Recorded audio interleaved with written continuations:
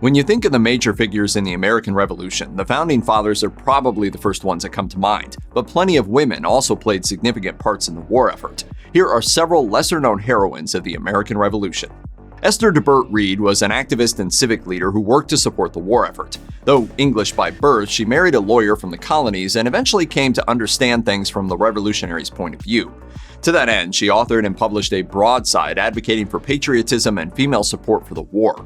Reed recruited 39 other women and formed the Ladies of Philadelphia organization to help raise money for the Continental soldiers. After raising an incredible $300,000, the women bought linen to make shirts for the men on the suggestion of General Washington, as he feared that giving the money to the soldiers would only lead to them spending it on alcohol.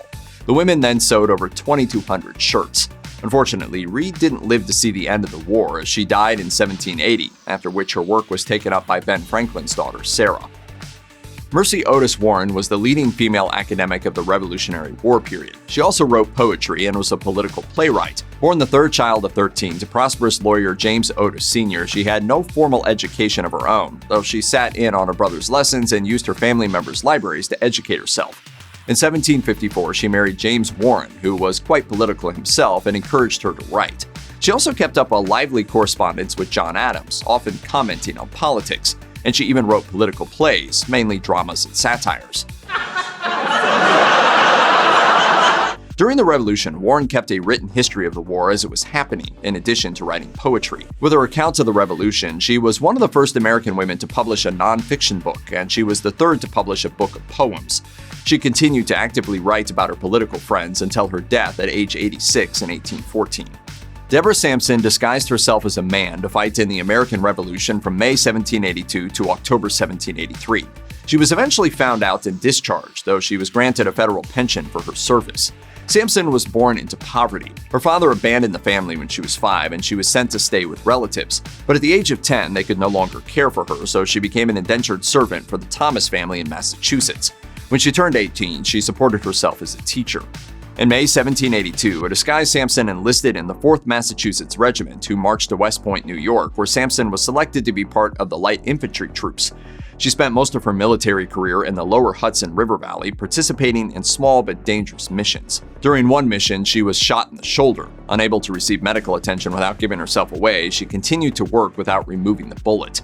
After getting a fever in the summer of 1783, Sampson was honorably discharged that fall. After petitioning Congress twice, she was placed on the pension list for disabled veterans due to her shoulder injury. Born in 1725, Patience Wright was a Quaker, sculptor, and spy. When her husband Joseph died when she was pregnant with their 4th child, she and her sister put their heads together and started a sculpting business. She sculpted the heads and hands of her clients in wax, attached them to a metal frame, and dressed them in real clothes. Wright moved to England after a fire claimed many of her sculptures, but she supported the revolutionaries' cause and used her wax business to smuggle secret information out of the colonies. She conducted herself like an American among London society, greeting people of different classes as equals. One of her work techniques scandalized many people in London, as she would mold the wax under her dress using her body heat.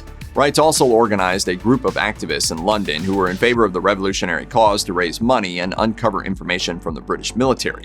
She inserted that information into her wax figures, which were then transported to the colonies.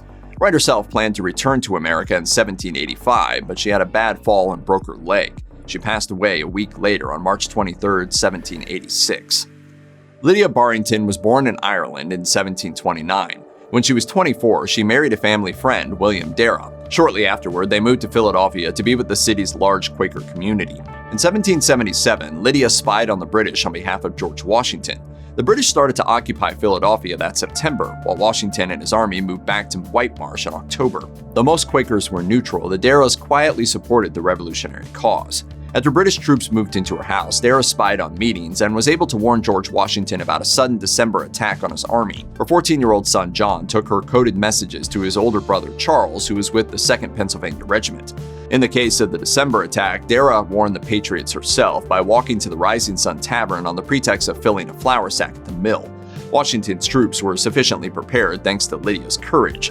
The attack led to 4 days of fighting that ended with a stalemate, after which the British returned to Philadelphia. After the Revolution, Lydia managed the store until her death in 1789. Nancy Hart was a frontierswoman who spied on the British during the Revolution.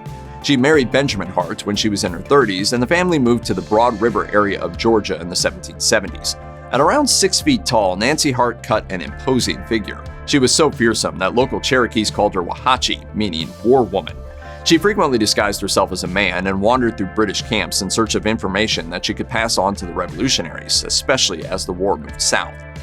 On one occasion, Hart even managed to hold several British soldiers captive at her cabin. They had killed one of her turkeys and expected her to cook it for them. Meanwhile, she devised a plan to get them drunk, take their weapons, and hold them captive. Her plan mostly succeeded, though when she was caught holding the last gun, she killed one soldier and injured another. The rest backed off, and when Benjamin Hart returned, he found his wife and daughter with several British captives. Neighbors helped the family hang the men from surrounding trees. On April 26, 1777 in New York, Sybil Ludington, daughter of Colonel Henry Ludington, embarked on a ride that was similar to Paul Revere's. She was only 16 years old at the time. She rode 40 miles in the rain to warn the community of Putnam County that the British were planning to raid the Patriot provisions held at Danbury, Connecticut. Unlike Paul Revere, Ludington managed to avoid being captured during her ride. Nevertheless, the British were ultimately successful in their Danbury raid. Still, notified by Ludington in advance, the Patriots were in place to engage the British close by in Ridgefield, Connecticut, and their militias pushed the British back to Long Island Sound. The British are coming! You have to follow me! Come back to the Ludington! In 1784, after the Revolution had ended, Ludington married a lawyer named Edward Ogden. She lived until the age of 77, but died in poverty on February 26, 1839. Her petition for a Revolutionary War pension having been denied due to insufficient proof of marriage. Almost 100 years after her death, New York State placed markers along her route in 1935. Born in 1756, Lucy Flucker Knox was one of many wives who followed the army when possible. She was the daughter of a British official, and her family expected her to marry someone in the gentry. But instead, she married bookseller Henry Knox for love when she was 17. A year later, Lucy and Henry snuck away from their Boston home in the dead of night. Their destination was the Patriot headquarters in Cambridge. Henry Knox was thought to be a rebel and therefore wasn't permitted to leave Boston. Lucy carried her husband's sword, which had been secretly sewn into her cloak. Over the next 2 years, the Knoxes were apart more often than they were together. Henry was first working on artillery in Roxbury and left Lucy in Worcester with other army wives, believing that it would be safer. Lucy and Henry's letters from this time provide an invaluable portrait of the Revolutionary War for married couples who were forced to separate. In 1778, Lucy finally joined her husband, by then a chief artillery officer at Valley Forge. She proved to be very helpful to the soldiers simply by providing good hospitality. Her determination to join Henry at Valley Forge demonstrated her spirit and determination to be more and do more than what was asked of her. Margaret Corbin took her fallen husband's place loading and firing a cannon in the Battle of Fort Washington, and she was the first woman to receive a military pension from the American government. She's also been known as Molly Pitcher, though that nickname was used for several women who brought water for the cannons during the Revolution. Corbin was orphaned at the age of 5 when Native Americans attacked her family in Pennsylvania.